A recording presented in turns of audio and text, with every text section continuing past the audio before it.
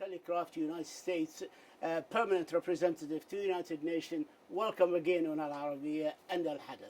Thank you. Thank you for having me. My pleasure. I would like to start there. So some historic event just took place.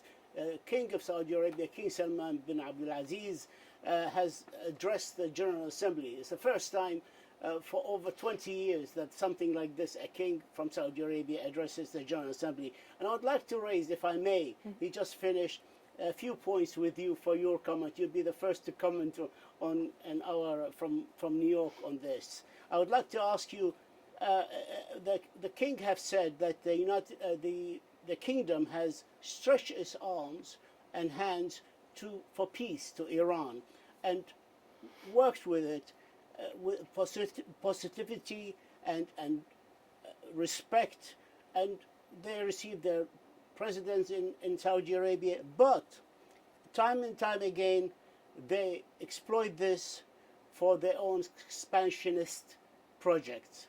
Your comment? Well, I think anytime anyone extends a hand to Iran, that it must be to the Iranian citizens in order to promote peace and security in the region. We can't allow the regime to exploit the goodwill of King. So we must be very careful and cautious in knowing that that's part of their business, is exploiting other countries, as we well know and we have seen most recently, especially yesterday in Rouhani's address. So we have to be very careful, and obviously we want peace in the region, but we also want to make certain that peace begins with the Iranian people. Absolutely. He also spoke about the targeting by the Iranian regime last year to oil facilities in the kingdom without caring about the economy of the kingdom, the region, the world, actually. Saudi Arabia is one of the major exporters of oil. And he said there must be a comprehensive solution for this problem with the Iranian regime. And it must be a stern position taken unitedly by the world towards this regime. Your comment?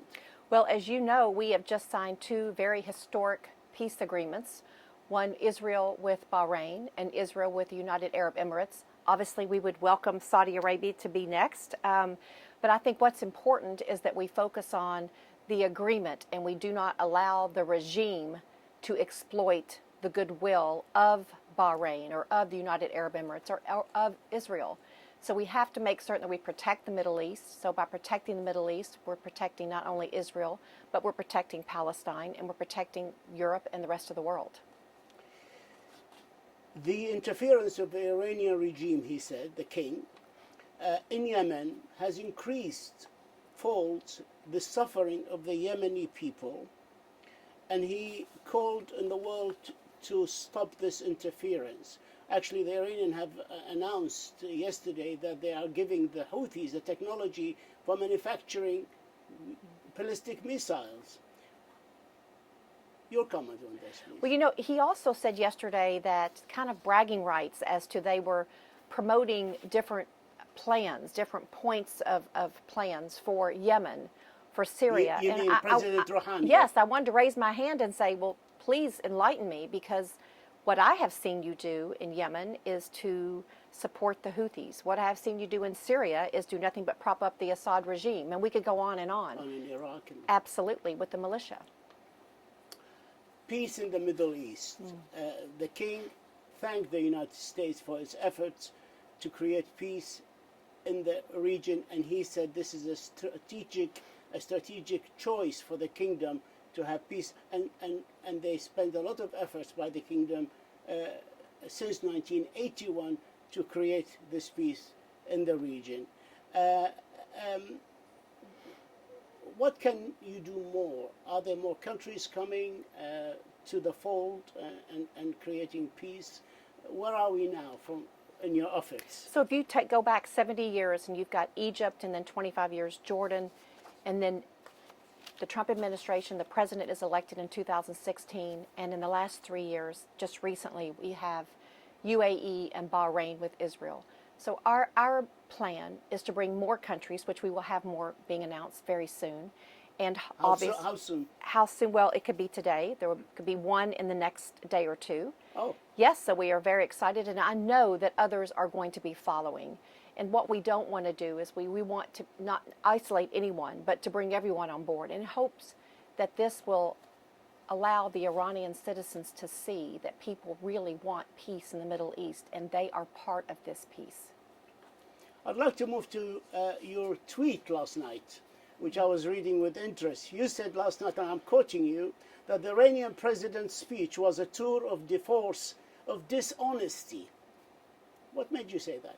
Well, but for him to be on the video screen and to talk about promoting a plan for Yemen or for Syria or for Iraq, what is that plan other than propping up the areas for which conflict is happening? And for him to talk about President Trump. President Trump, just on Monday with Secretary Pompeo, President Trump signed an order on the restrictions and on our response to anyone that does not comply with 2231. So he must understand that we look at that regime as the way that they use terrorism for power. We use power by promoting peace and security in the world and peace and security at home.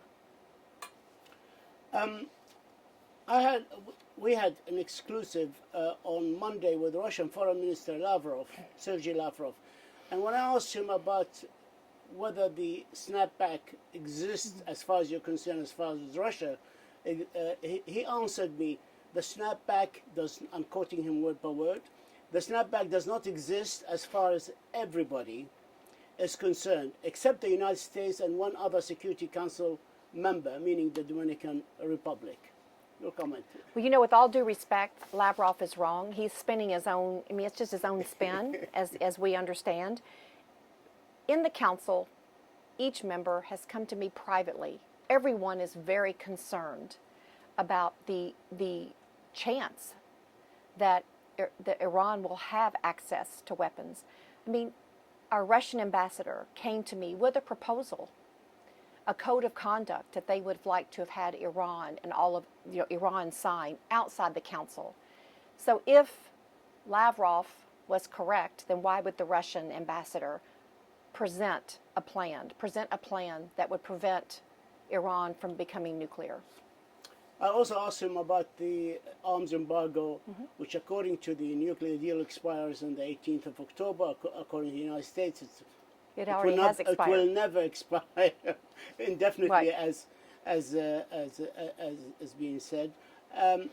He actually answered me, and I again would like to read his answer to you, that the Security Council resolution, that there is no such thing as an arms embargo against Iran. The Security Council, when it was adopting the Comprehensive Resolution 223, said that the supply of arms to and from Iran would be subject to consideration by the Security Council, and that on the 18th of October 2020, this regime of sales on Iran would stop, and there is no embargo, and there will be no limitations whatsoever after the 18th of October, after the expiration of the time frame established by the Security Council.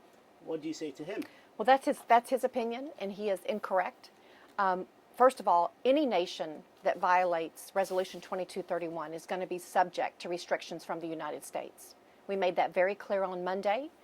I think that he needs to really reread Resolution 2231 because it states that Iran will not have access to any weapons, any conventional weapons whatsoever. So I think he's incorrect in his interpretation, and I would encourage him to reread this and maybe understand it better. Okay. There appears to be, there were many letters sent to the Security Council by many members, and mostly not in your favor.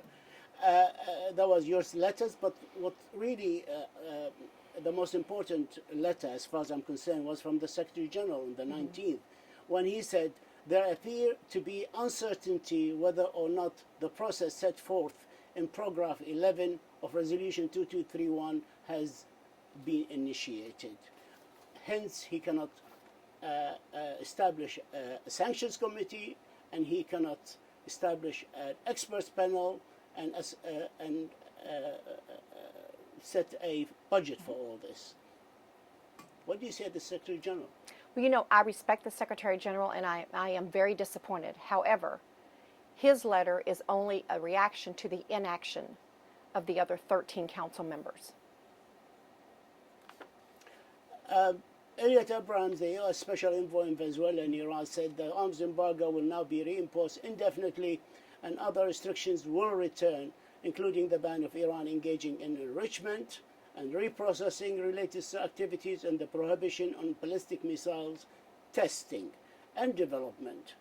The sanctions on the transfer of nuclear and missile-related technologies also on Iran. What if Iran does not comply? What worse? What if the world does not comply? Well, just like I said, any nation that violates Resolution 2231 is going to be subject to restrictions. The U.S. stands alone on this. We don't need a cheering section to do what is the right thing. We announced sanctions on Monday. You heard Secretary Mnuchin, Secretary of Defense, Robert O'Brien. Everyone there was announcing different sanctions for Iran. And these sanctions will also take place on any country that provides weapons to Iran, because we have to prevent Iran from then selling and providing weapons to their proxies and other terrorists, because we have to protect the Middle East. Quick question, time's catching up with us. Are there more sanctions coming soon? And will you be putting extra steps like stopping ships in the sea, high seas, and searching them for arms going or coming from Iran? I can't predict the future, but what I can say that anyone who does not comply with 2231 or anyone who is allowing access for Iran to have weapons will also all be under restrictions from the United States. Ambassador Kelly Craft, United States Permanent Representative to the United Nations, we thank you as usual, and thank you for your insights and for this exclusive interview. Thank you so much. Thank you for having me. My pleasure.